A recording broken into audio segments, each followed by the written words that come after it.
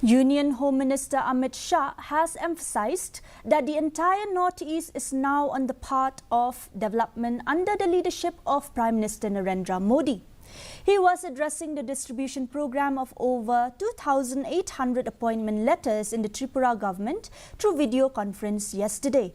He said, in these 10 years, union ministers have visited the Northeast more than 700 times and many initiatives were taken to improve infrastructure in the Northeast.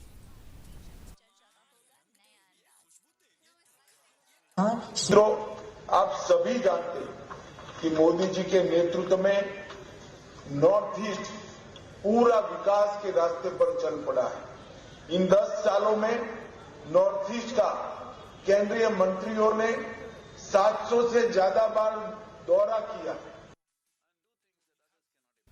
And now for the weather report.